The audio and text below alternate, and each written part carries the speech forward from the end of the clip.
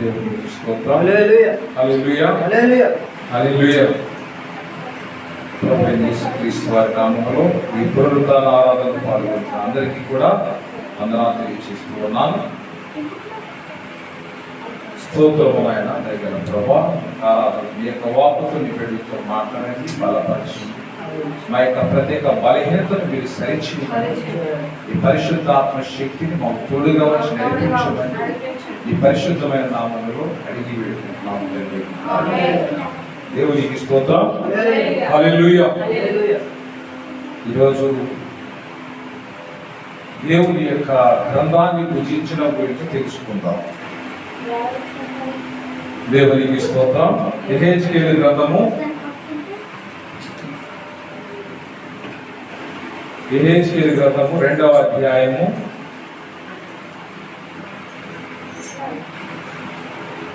1వ వచనం చదవండి.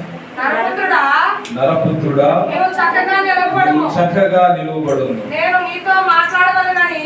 నీతో మాట్లాడవలనని ఆయన నాతో మాట్లాడినప్పుడు ఆత్మ నాలోనికి వచ్చి నన్ను నిలవబెట్టెను. అప్పుడు నాతో మాట్లాడిన వాని స్వరము వింటిని. ఆయన నాతో ఇట్లని, నరపుత్రుడా, నా మీద తిరుగుబాటు చేసిన జనుల యొద్దకు, ఇశ్రాయేలు యొద్దకు నిన్ను పంపుచున్నాను. వారును వారి పితరులు నేటి వరకు నా మీద తిరుగుబాటు చేస్తున్న వారు సిగ్గుమారిన వారు, కఠిన హృదయులై ఉన్నారు. వారి యొద్దకు నిన్ను పంపుచున్నారు. వారు తిరుగుబాటు చేయువారు కనుక వారు వినినను వినకపోయినను తమ మధ్య ప్రవక్త ఉన్నాడని వారు తెలుసుకున్నట్లు ప్రభువు యెహోవా ఇలాగు సెలవిస్తున్నాడని నీ వారికి ప్రకటించాలి. దేవునికి స్తోత్రం. హల్లెలూయా. అంటే ఇక్కడ ఫస్ట్ మనం ఎలా ఉండాలంటే, నువ్వు చక్కగా నిలవబడు. అంటే పిల్లోడు చెప్తాం స్టాండ్ ఇట్ ఈస్ అంటాం. స్టాండింగ్ అంటే కదలకుండా నుంచోవాలి అర్థం. అటెన్షన్ అంటే ఏంటి? వాడు ఎక్కడ ఉన్నా కానీ ఆ అనౌన్స్మెంట్ వైపు కానీ ఆ ప్రేయర్ వైపు కానీ వాడు డైవర్ట్ అవ్వాలి వెంటనే. ఎక్కడ నడుస్తున్నా కానీ ఏం చేస్తున్నా అని ఆఫ్ చేసి అటెంటివ్గా ఉండాలి. ఇక్కడ నువ్వు చక్కగా నిలబడు. నేను నీతో మాట్లాడవలేను, నేను నీతో మాట్లాడాలి, నేను నీతో మాట్లాడను. ఆయన నాతో మాట్లాడినప్పుడు ఆత్మ నాలోనికి వచ్చి నన్ను నిలబెట్టింది. దేవునికి స్తోత్రం. హల్లెలూయా. అంటే ఆత్మ లేనివాడు నా వాడు కాదని వాక్యం ఏ విధంగా సెలవిచ్చిందో ఆ విధంగా ఇప్పుడు వరకు అటో తంతు ఇటో వేస్తున్నటువంటి హెజ్కియా ఏం చేశాడంటే, ఒక్కసారి దేవుని యొక్క ఆత్మ వచ్చినప్పుడు కిందగా నుంచున్నాడు. దేవునికి స్తోత్రం. హల్లెలూయా. అప్పుడు నాతో మాట్లాడిన వారి స్వరము వింటిని. దేవుని యొక్క స్వరాన్ని నేను వింటిని. ఆయన నాతో ఏమన్నాడు? నేను నా మీద తిరుగుబాటు జనుల యొద్దకు, ఇశ్రాయేలు యొద్దకు నేను పంపుచున్నాను అన్నాడు. అయ్యా, వాళ్ళు నీ మీద తిరుగుబాటు చెప్తే నా మాట వింటారా? మీరు భయమే కదా ఎవరికైనా వెళ్ళాలంటే. సో తిరుగుబాటు దాని దగ్గరికి వెళ్ళాలంటే చాలా కష్టం. మరి ఎవరైతే గొడవ పడతారో వాళ్ళ దగ్గరికి వెళ్ళాలన్నా కష్టమే. అలాంటి పరిస్థితుల్లో దేవునితోనే తిరుగుబాటు చేసిన ప్రజలందరికీ వెళ్ళమని ఈ యొక్క హెజ్కియాను అడిగితే మరి ఆయన ఏమన్నాడు చూడండి. వారు సిగ్గుమారిన వారు, కఠిన హృదయము గలవారు, వారి యొద్దకు నేను నిన్ను పంపుచున్నానన్నావు. వారు తిరుగుబాటు చేయవారు కనుక వినినను వినకపోయినను అన్నాడు. వాళ్ళు వినినను వినకపోయినను. నువ్వు వెళ్ళు, మాట్లాడు. తమ మధ్య ప్రవక్త ఉన్నాడని వాళ్ళు తెలుసుకోవాలి. దేవునికి స్తోత్రం. అంటే వాళ్ళు తెలుసుకున్నట్లు ప్రభువు యెహోవా ఇలాగ సెలవిచ్చుచున్నాడని నీ వారికి ప్రకటన చేయాలన్నాడు. అంటే కొన్నిసార్లు మనము కొన్ని విషయాలు, ఎందుకంటే కొన్ని చోట్ల వాక్యం ఎలా ఉంటుందంటే ఆశీర్వాదం గురించి ఉంటుంది. కొన్ని చోట్ల భయపడతా ఉంటాం వాక్యం చెప్పాలంటే, ఎందుకంటే ఎవరు ఎలా తీసుకుంటారో తెలియదు. మరి ఇక్కడ దేవుడు ఏమన్నాడు? నువ్వు చక్కగా నిలబడి అన్నాడు. దేవుడే నుంచోపెట్టు. దేవుడు నుంచోపెట్టి మాట్లాడమన్నప్పుడు వాళ్ళు విన్నా వినకపోయినా నువ్వు మాట్లాడు అన్నాడు. పిల్లవాడు మాట విన్నా వినకపోయిన టీచరు చెప్పాల్సింది. సో డిసిప్లిన్ విషయమైనా తల్లిదండ్రులు పిల్లల మాట విన్నా వినకపోయిన వాడికి తల్లిదండ్రులు చెప్పాలి, టీచర్లు చెప్పాలి, పెద్దలు చెప్పాలి. ఎందుకంటే వారు ఒక్క మార్గంలో నడవకుండా సరైన మార్గం నడవాలి కాబట్టి ఆ దేవుడు నిలబెట్టినప్పుడు నుంచేవాడు. 3వ అధ్యాయానికి వచ్చేసరికి 8వ వచనం, 2వ అధ్యాయం 8వ వచనం. నరపుత్రుడా, వారు తిరుగుబాటు చేసినట్లు నువ్వు చేయక నేను నీతో చెప్పు మాటలను విని నీ నోరు తెరిచి నేనిచ్చు దాన్ని భుజించుము అనెను. నేను చూచుచుండగా గ్రంథమును పట్టుకొని ఒక చెయ్యి నా యుద్ధకు చాపబడెను. ఆయన దాన్ని నా ముందర విప్పగా అది లోపటను వెలుపటను రాయబడినదై ఉండెను. మహా విలాపమును మనోదుఃఖమును రోదనమును అని అందులో రాయబడి ఉండెను. దేవునికి స్తోత్రం. హల్లెలూయా. ఏమి రాయబడింది ఆ గ్రంథములో? విలాపము, విలపించడము, దుఃఖించడము, రోధించడం అని రాయబడి ఉంటే ఆ గ్రంథాన్ని 3వ అధ్యాయం చూడండి. మరియు ఆయన నాతో ఇలాగ సెలవిచ్చెను, నరపుత్రుడా, నీకు కనపడిన దాన్ని భక్షించుము. ఈ గ్రంథమును భక్షించి ఇశ్రాయేలులకు పోయి వారికి ప్రకటన చేయుము. దేవునికి స్తోత్రం. అంటే దేవుడు తన యొక్క వాక్యాన్ని ఎలా ఉంచుతున్నాడు చూసారా? ఈ ప్రవక్త నోట ఏ విధంగా ఉంటున్నాడు? దాన్ని భుజించమంటున్నాడు. ఆయన మాటని భుజించుకుంటున్నాడు.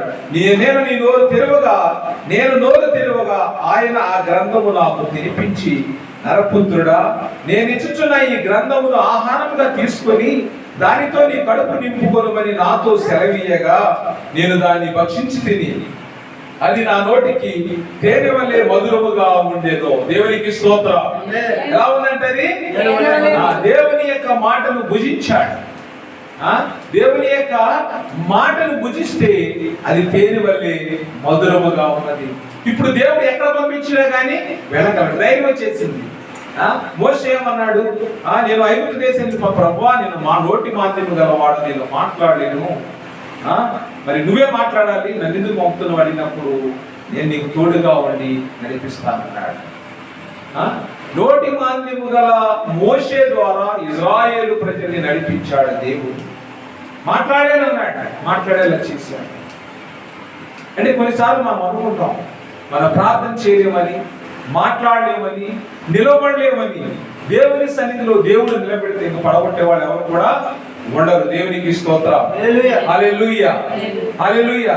ఈ విధంగా ప్రియమైన బిడ్డలారా, ఆ కడుపు నిండిన తర్వాత ఆ దేవుని యొక్క మాటలు తనలో ఉన్నప్పుడు ఇప్పుడు చూడండి అక్కడ 11వ వచనం, 3వ అధ్యాయం 11వ వచనం. బయలుదేరి చెరలో ఉన్న నీ జనుల యొద్దకు పోయి ఈ మాటలు ప్రకటింపుము. వారు వినినను వినకపోయినను ప్రభువైన యెహోవా ఇలాగ సెలవిస్తున్నాడని చెప్పుమని ఆయన నాతో సెలవిచ్చాడు. దేవునికి స్తోత్రం. హల్లెలూయా. అంటే ఇప్పుడు దేవుడు వెళ్ళమన్నాడు, ఎలా వెళ్ళాలో తెలియదు, కానీ దేవుని యొక్క ఆత్మ ఎలా నడిపిస్తుంది పైన వచ్చింది. అంతలో ఆత్మ నన్ను ఎత్తుకొని పోగా యెహోవా ప్రభావమునకు స్తోత్రము కలుగునగా నాకు శబ్దం ఒకటి ఆయన ఉన్న స్థలము నుండి ఆర్భాటముతో నా వెనుక పలుకుట నేను వింటిని. మరియు ఆ జంతువుల రెక్కలు ఒకదానికొకటి తగులటం వలన కలుగు చప్పుడును వాటి ప్రక్కనున్న చక్రముల ధ్వనియు గొప్ప సందడి జరుగుతున్నట్లుగా నాకు వినబడేను. ఆత్మ నన్ను ఎత్తి తోడుకొని పోగా నా మనస్సులకు కలిగిన రౌద్రానికి చేత బహుగా వ్యాకుల పడుచు కొట్టుకొని పోయినప్పుడు యెహోవా హస్తము నా మీద బలముగా వచ్చెను. దేవునికి స్తోత్రం. హల్లెలూయా. అంటే దేవుని యొక్క ఆత్మ బలంగా వచ్చింది కాబట్టి ఇంకా వాళ్ళు చెప్పినా ఏం చేసినా విన్నా వినకపోయినా ధైర్యంగా మాట్లాడతారు. అందుకే లూకాసు వార్త 4వ అధ్యాయము, లూకాసు వార్త 4వ అధ్యాయము 18వ వచనం. ప్రభువు ఆత్మ నా మీద ఉన్నది, పేదలకు సువార్త ప్రకటించుటకై ఆయన నన్ను అభిషేకించెను. దేవునికి స్తోత్రం. హల్లెలూయా. ప్రభు యొక్క ఆత్మ ఎవరి మీద ఉంది? ప్రభు మీద ఉంది. యేసు ప్రభు మీద ఉంది కాబట్టి ఆయన ఏం చేశాడు? సువార్తను ప్రకటించడానికి ఆయనను అభిషేకించాడు.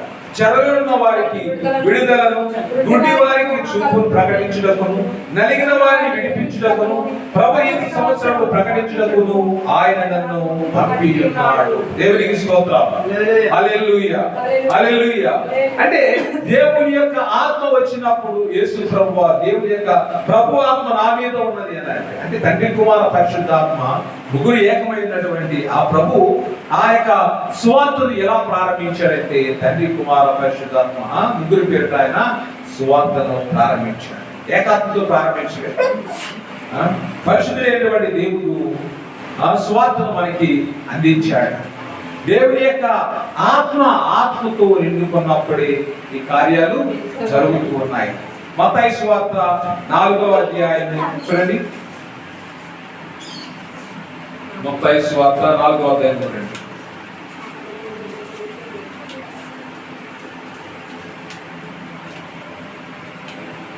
4వ అధ్యాయం 1వ వచనం. అప్పుడు యేసు అపవాది చేత శోధింపబడుటకు ఆత్మ వలన అరణ్యమునకు కొనిపోబడెను.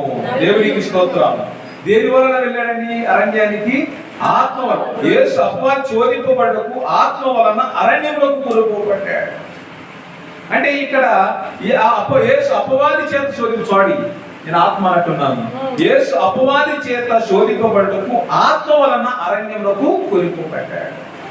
సో ఈ యొక్క ఆత్మ లేకపోతే అంటే ఆయన ఎందుకంటే ఆత్మపూరితుడయ్యాడు కాబట్టి సాతాను మనిషిగా ఎదుర్కొన్నాడు. దేవుని స్తోత్రం. అంటే ఇప్పుడు ఆయన కూడా ఏ రూపంలో ఉన్నాడు? మనుషుల రూపంలో ఉన్నారు యేసు ప్రభువు. ఆయన కూడా సశరీరుడు. నీకు ఎలాంటి శరీరం ఉందో ఆయన కూడా అదే శరీరం ఉంది. నీకు ఎలాంటి ఆత్మ అలాంటి ఆత్మ ఉంది. అలాంటి వ్యక్తికి మరి అలాంటి యేసు ప్రభువుకి దేవుని యొక్క ఆత్మ తోడుగా ఉండి ఆయన్ని నడిపించింది. దేవునికి స్తోత్రం. హల్లెలూయా. అంటే ఈ యొక్క అపవాది చేత శోధింపబడడానికి పరిశుద్ధాత్ముడు ఆయనకి తోడుగా ఉండి నడిపించారు. ఈ వాక్యములో మరి యెహెజ్కేలు ఏం చేశాడు? దేవుని యొక్క వాక్యాన్ని బోధించడానికి ఆత్మ చేత నడిపింపబడ్డాడు. ఆత్మే తను ఎత్తుకొని తీసుకుని వెళ్ళి వాళ్ళతో మాట్లాడమని చెప్పింది. ప్రియ దేవుని బిడ్డలారా, 17వ వచనం 16 నుంచి చదువుతున్నాను. ఆ 7 దినములు జరిగిన తర్వాత యెహోవా వాక్కు నాకు ప్రత్యక్షమై ఇలాగ సెలవిచ్చెను. నరపుత్రుడా, ఇశ్రాయేలుకు కావలిగా నేను నియమించి ఉన్నాను. దేవునికి స్తోత్రం. కాబట్టి నీవు నా నోటి మాట ఆలకించి నేను చెప్పిన దాన్ని బట్టి వారిని హెచ్చరిక చేయుము. ఆవశ్యకముగా నీవు మరణమవుదు అని నేను దుర్మార్గుని గురించి ఆజ్ఞేయగా నీవు అతని హెచ్చరిక చేయకయు అతను జీవించినట్లు తన దుర్మార్గతని విడిచిపెట్టవాలని వారిని హెచ్చరిక చేయకు నుండిన యెడల ఆ దుర్మార్గుడు తాను చేసిన దోషమును బట్టి మరణమవును గాని అతని రక్తమునకు నిన్ను ఉత్తరవాదిగా ఎంచుదును అన్నాడు. దేవునికి స్తోత్రం. అంటే ఇప్పుడు దేవుడు చెప్పమన్న మాట చెప్పకపోతే ఏం జరుగుతుంది? ఎంత నష్టం జరిగి చూసారా? ఆవశ్యకం అంటే ఇక్కడ దేవుడు ఒక దుర్మార్గునికి వెళ్ళి సరిచేయమన్నప్పుడు ప్రవక్త ఏం చేయాలి? వెళ్ళి సరిచేయాలి. ఒకవేళ వాడు వినడేమో బాధపడతాడేమో అనుకున్నప్పుడు వాడు మరణించినప్పుడు అతని రక్తమునకు నిన్ను ఉత్తరవాదిగా ఎంచుతానన్నాడు. సో కరెక్షన్ కూడా చాలా ప్రాముఖ్యమైనటువంటి. ఎందుకంటే ఈ రోజున దేవుని యొక్క ఆత్మ లేకుండా, ఆత్మ నడిపింపు లేకుండా మనం ఎంత ప్రార్థన చేసినా, ఎంత వాక్యం చెప్పినా అంతా కూడా వ్యర్థమే. సో ప్రభు మరి ఈ రోజున అంటే మరి మన యొక్క ప్రయత్నం అంతా ఏంటి అంటే ఇక్కడ మరి ఏం చేశాడంటే దేవుడే తన ఆత్మను పంపించి ప్రవక్త నడిపించాడు. ఈ రోజున నిన్ను దేవుని మందిరం నిలబెట్టాడంటే దేవుడు నీ ఎంతో కార్యం జరిగించాలనుకున్నాడు. వాడు సిగ్గుమాలిన వాళ్ళు, కఠినులు, దుర్మార్గులు, వాడి మాట వినరు, నిన్ను వ్యతిరేకిస్తారు. అన్ని చెప్పాడు దేవుడు. అన్ని చెప్పి ఏం చేసింది? ఆత్మ చేత, తన వాక్యం చేత నింపి తీసుకువెళ్ళి మాట్లాడు అన్నాడు. దేవుని స్తోత్రం. ఈ విధంగా అంటే ఒక దుర్మార్గుని తన మరణం గురించి తప్పించువాడు. దానియేలు గ్రంథంలో అంటే ఒక పాపిని తన దుర్మార్గం నుంచి తప్పితే మనం ఎలా ఉంటామంటే ఆకాశములోని జ్యోతుల వలె. దేవుని స్తోత్రం. అది యాకోబు పత్రిక 5వ అధ్యాయము, యాకోబు పత్రిక 5వ అధ్యాయం 19-20 వచనాలు. నా సహోదరులారా, మీలో ఎవడైనను సత్యము నుండి తొలగిపోయినప్పుడు మరి ఒకడు అతనిని సత్యములకు మళ్ళించిన యెడల పాపిని వాని తప్పు మార్గము నుండి మళ్ళించువాడు మరణము నుండి ఒక ఆత్మను రక్షించి అనేక పాపములను కప్పివేయనని తాను తెలుసుకున్నవలెను. దేవునికి స్తోత్రం. హల్లెలూయా, హల్లెలూయా. పాపిని వాని తప్పు మార్గమును మళ్ళించువాడు మరణం నుంచి ఒక ఆత్మను కాపాడుతూ ఉన్నాడు. దేవునికి స్తోత్రం. అంటే దేవుడు ఎవరు కూడా మరణించిన పాపములో ఉండి మరణించిన దేవునికి ఇష్టం లేదు. అంతటా అందరూ మారు మనసు పొందాలని దేవుడు ఏం చేస్తున్నాడంటే ఓపికతో ఎదురు చూస్తూ ఉన్నాడు. అంటే మనమేమో ఇంకా మన యొక్క స్వభావం ఎలా ఉందంటే కఠినముగా మారిపోయింది. దేవుని యొక్క వాక్యాన్ని వింటున్నట్టే ఉన్నాము కానీ హృదయంలోనికి వాక్యము చొచ్చుకోవడం లేదు. ఈ రోజున నిజంగా దేవుని వాక్యం అర్థమైతే ఎందుకు ఇటువాడు తిరుగుతాం, ఎందుకు ఇక్కడో గంట అక్కడో గంట వేస్తాం? ఆలోచించుకోవాలి. దేవుని యొక్క ఆత్మని నడిపిస్తే, దేవుని యొక్క సంఘములో దేవుడిని నిలబడితే నువ్వెందుకు పారిపోతున్నావు? నువ్వెందుకు పారిపోతున్నావు? ఎందుకు దేవుడి మాట వినకుండా వెళ్ళిపోతూ ఉన్నావు? ఒకసారి మనం ఆలోచించుకోవాలి. దేవుడు ఏ ప్రదేశం ముందు నిలబడితే అక్కడ నువ్వు నుంచొని మాట్లాడమన్నాడు, నిలబడు అన్నాడు. నేను నుంచోబెట్టాను మాట్లాడటానికి. ఇంకా నువ్వు మాట్లాడటానికి వీల్లేదు. ప్రభు అని వెళ్ళలేని పారిపోతే యోగాన్ని తిమింగల కలిపి ఏ విధంగా సముద్రం ఎత్తిపడేశారో ఆ విధంగా దేవుడు కూడా మనల్ని ఎత్తి పడవేస్తాడు. ఇంక ఎవరు కూడా మనల్ని రక్షించలేరు. దేవుడు బిడ్డలారా, తప్పిపోయిన కుమారుడు తప్పిపోయాడు. వాడు తప్పిపోయాడు కండి, వాడిని సరి చేయాలండి, బాగు చేయాలంటారు, కరెక్టే. కానీ వాడు వినలేదు. సో ఇప్పుడు మనం ఏం చేయగలం? చెప్పాం బాగుండాలి నాయనని చెప్పాం, వినలేదు. ఇప్పుడు వాడు పూర్తిగా వాడికి మనం ఏం చేస్తున్నాం?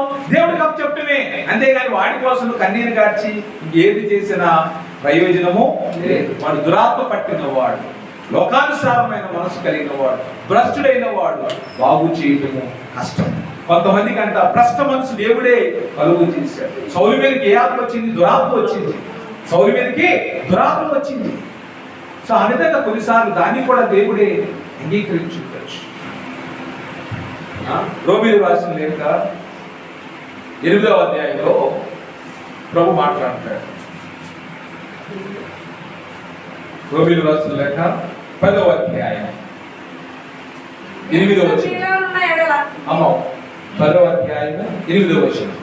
అయినను నేను చెప్పినది మనగా వారు వినలేదా? విన్నారు కదా. వారి స్వరము భూలోకమంతటికి, వారి మాటలు భూదిగంతముల వరకును బయలు వెళ్ళాను. దేవుని స్తోత్రం. హల్లెలూయా.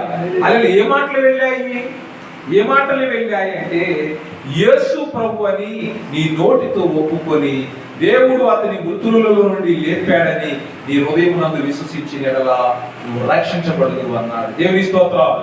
హల్లెలూయా. రోమీయులు రాసిన లేఖ 10వ అధ్యాయము 9వ వచనం. ఆ నెరవేర్పు వాడు వినలేదంటే విన్నారు కదా. అప్పుడు మరి వాడు విన్నాడు కాబట్టి వాడిని అంగీకరించాడు అనుకోండి, రక్షించబడతాడు. వినలేదనుకోండి, వాడి యొక్క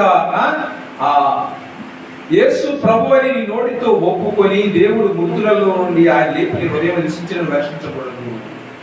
ఒకవేళ నువ్వు అంగీకరించిన యెడల నువ్వు కూడా ఇక ఆ పాతాళంలో ఉండిపోతావని వాడు బోధించారు. అపోస్తలులు బోధించిన వాక్యాన్ని చాలా మంది ధృవీకరించారు. ఈ విధంగా సమాజంలో మరి చాలా మంది వాక్యం తెలుసుకొని వాక్యం నుంచి దూరంగా వెళ్ళిపోతున్నారు. వాక్యానుసారమైనటువంటి భక్తి కావాలి. ఈ రోజున వాక్యంలో లేని భక్తి చేసేవాడు చాలా మంది ఉన్నారు. వాక్యానుసారమైన భక్తి చాలా తక్కువ మంది చేస్తూ ఉన్నారు. మరి ఈ రోజున ఏంటంటే తప్పిపోయిన కుమారుడు, అది ఒక ఛాలెంజింగ్ ఇష్యూ. మనం చూడడానికి వాడు మారు మనసు పొందాడు కండి పాస్టర్ గారు అంటారు. వాళ్ళ తండ్రి పరిగెత్తుకుని లేరు కదా, పాపిని కూడా ప్రేమించాడు కదా మన దేవుడు మనం చెప్పుకుంటూ ఉన్నాం. అంటే కొన్నిసార్లు కొంతమంది తప్పిపోతూ ఉంటారు, సంఘానికి వ్యతిరేకంగా తయారవుతూ ఉంటారు. ఒకప్పుడు దేవుని మందిరానికి వచ్చిన వాడు మరి ఇప్పుడు ఒక దేవుని మందిరం తిరుగుబాటు చేస్తున్నారు చాలా మంది. వాళ్ళని మార్చడము అసంభవం. కాబట్టి కొందరిని దేవుడు ఆల్రెడీ అప్పగించేశాడు. మరి సౌలుగా ఉన్నటువంటి పౌలు కూడా దేవుడు అదే విధంగా ఉన్నప్పుడు దేవుడు తన మనసు మార్చి పట్టుకున్నాడు. ఎవరు ప్రభు అంటే నువ్వు హింసించున్నటువంటి క్రీస్తు నేనే అన్నాడు. దేవునికి స్తోత్రం. అంటే అప్పుడు తెలుసుకున్నాడు, అప్పుడు పట్టబడ్డ సౌలు పౌలుగా మారి క్రీస్తు గురించి ప్రకటించి ఆయన ఏమన్నాడు? వారు వినలేదా అంటే విన్నారు కదా, క్రీస్తు మన పాపల కొరకు మరణించి చనిపోయి తిరిగి లేచాడని మీరు విన్నారు కదా, ఇప్పుడు మీరు అంగీకరిస్తే రక్షింపబడతారు.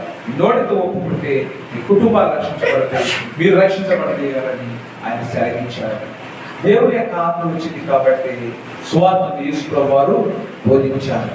ఆ యొక్క దినము కొరకు ఆయన కూడా ఎదురు చూశాడు. దేవుని బిడ్డలారా, ఎదురు చూసి ఆ యొక్క దినాన మరి ఆయన ఆ సువార్తను వేదనకు ప్రకటించాడు. చెరసాలలో ఉన్న వారికి విడుదల దయచేశాడు, రోగులను స్వస్థపరిచాడు, ఖైదీలకు విడుదల దయచేశాడు. ఎందుకంటే మన వాక్యం చదువుతున్నాం యెషయా గ్రంథం 55వ అధ్యాయం 2వ వచనం.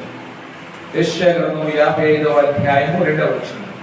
ఆహారం కాని దాని కొరకు మీరేలా రోకలిచ్చెదరు, సంతృష్టి కలుగజేయదాని కొరకు మీ కష్టార్జితమును ఎందుకు వ్యయపరిచెదరు? నా మాట జాగ్రత్తగా ఆలకించి మంచి పదార్థము భుజించుడి, మీ ప్రాణము సారమైన దాని యందు సుఖింపనీయుడి. చెవియోగి నా ఎందుకు రండి, మీరు విని ఎడల మీరు బ్రతుకుదురు. నేను మీతో నిత్య నిబంధన చేసేదను, దావీదులకు చూపిన శాశ్వత కృపను మీకును చూపుదును. దేవునికి స్తోత్రం. హల్లెలూయా. చెవియోగి నా యొద్దకు రండి, మీరు వినిన ఎడల మీరు బ్రతుకుదురు. బ్రతకాలి అంటే దేవుని మాట వినాలి. అనుక్షణము అనుదినము దేవుని మాటల్లో మనం వర్ధిల్లాలి. దేవునికి స్తోత్రం. హల్లెలూయా, హల్లెలూయా. దేవుని బిడ్డలారా, ఈ విధంగా దేవునిలో మనం ఎదగాలని ఈ రోజున దేవుడు ఆశపడుతున్నాడు. దేవుడు తన వాక్యం గురించి నిలబెట్టాడు. నువ్వు నిలబడాలి, ఇంకా పడిపోకూడదు. విశ్వాసములో మనం ఎలా ఉండాలంటే ఎదుగుతున్నటువంటి మొక్కలు లేక ఉండాలి, అంతేగాని పడిపోతున్నటువంటి మొక్కలు లేక చెట్లు లేక మనం తయారవడానికి వీల్లేదు. విశ్వాస జీవితంలో చాలా మంది పడిపోతూ ఉంటాం, బలహీనం అవుతూ ఉంటాం. శోధనలు, శ్రమలు, ఆర్థిక సమస్యలు, కుటుంబ సమస్యలు వచ్చినప్పుడు బలహీనులు అవుతూ ఉన్నాం. దేవుడు నిన్ను దేని యందు నిలబెట్టాడు, అక్కడ నువ్వు చక్కగా నిలబడాలి. ఎవరితో మాట్లాడమంటే వారితో నువ్వు ధైర్యంగా మాట్లాడాలి. ఆ మాటలు ఎవరిచ్చారు? దేవుడు ఇచ్చాడు. దేవునికి స్తోత్రం. ఈ గ్రంథాన్ని భుజించు అన్నాడు. మన దేవుని వాక్యాన్ని తప్ప అన్నిటిని భుజిస్తాం. దేవుని యొక్క వాక్యాన్ని భుజించాలి అంటే చాలా కష్టంగా ఉంటుంది. ఈ రోజున సంఘములో ఎందుకు సువార్త లేదు అంటే ఆత్మల భారము లేదు. దేవుని యొక్క ఆత్మ వారిలో లేదు. ఏ ఒక్కరు నశించిపోవడం దేవుడికి ఇష్టం లేదు. అంటే ఒక వ్యక్తిని పక్కన వ్యక్తి నశించిపోతున్న వారికి నువ్వు ఉత్తరవాది అవుతావు. ఎందుకంటే ఆ రక్తం మొరపెట్టుకున్నప్పుడు నువ్వే లెక్క చెప్పుకొని వాక్యం చెప్తుంది. కాబట్టి స్వార్థ చేయటంలో ఏ మాత్రం కూడా వనకూడదు, బెదరకూడదు. సామరస్యంగా మనం చెప్పాల్సిన మాట ప్రేమతో చెప్పాలి. దేవునికి స్తోత్రం. అంటే ఒక ఆత్మకు మనము జవాబుదారిగా దేవుడి రోజున నిలబెట్టాడు. సో దేవుని యొక్క పిలుపుని అంగీకరించి మనము, ఎందుకంటే జుంటే తేనె కంటే కూడా మధురమైనది దేవుని వాక్యం. పాడుకుంటున్నాం ఆ మధురాన్ని, ఆ యొక్క స్వీట్నెస్ ని మనం గుర్తించాలి దేవుని యొక్క వాక్యంలో. దేవా, నీ వాక్యము నా పాదములకు ఎలా ఉందంట? దీపం, నా త్రోవకు వెలుగులైనది. 119 చదువుతున్నాం కదా, దేవా నీ వాక్యము నా పాదములకు దీపములు, నా త్రోవకు వెలుగైనది. నరుడి యొక్క ఆత్మ యెహోవా పెట్టిన దీపం. సామెతల గ్రంథం 20వ అధ్యాయం చదువుతున్నాం. అంటే ఆ దీపము ఆర్పివేయకూడదు. ఆరిపోతున్న దీపాన్ని మనం వెలిగించే వారిగా ఉండాలని ప్రభుపేట మీ అందరికీ కూడా తెలియజేస్తున్నాం.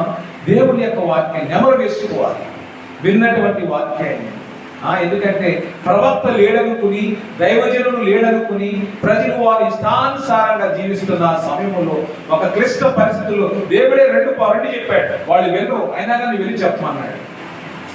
అంటే వాళ్ళు వినరు, తిరుగుబాటు చెప్తారు, అయినా నువ్వు వెళ్ళి చెప్పాలన్నాడు. ఈరోజు సమాజంలో జరుగుతున్నదండి. ఈ తిరుగుబాటు వచ్చిన, నేను తృణీకరించిన, తిరస్కరించిన సాక్షిగా నువ్వు నిలబడాలి. నీ భక్తి జీవితం ద్వారా అనేక మంది పట్టబడాలి. దేవుని స్తోత్రం. మాటలతో పట్టబడే రోజుల్లో మాటలు ఎవరు పట్టబడతారు? దేని ద్వారా పట్టబడతారంటే మన భక్తి జీవితం ద్వారా అందరూ పట్టబడతారు. దేవుని స్తోత్రం. హల్లెలూయా, హల్లెలూయా. ప్రభు ఇచ్చిన ఈ సమయాన్ని, ఈ యొక్క శేష జీవితాన్ని ప్రభు కొరకు మనం వినియోగించే వారిగా ఉండాలి. వాక్యాన్ని చేత పట్టుకొని మనము ప్రభువు సాక్షులుగా నిలబడాలి. మన కుటుంబాలు నిలబడాలి. దేవుడి మాటలు దీవించి ఆశీర్వదించి కాపాడినగా దేవునికి స్తోత్రం. హల్లెలూయా.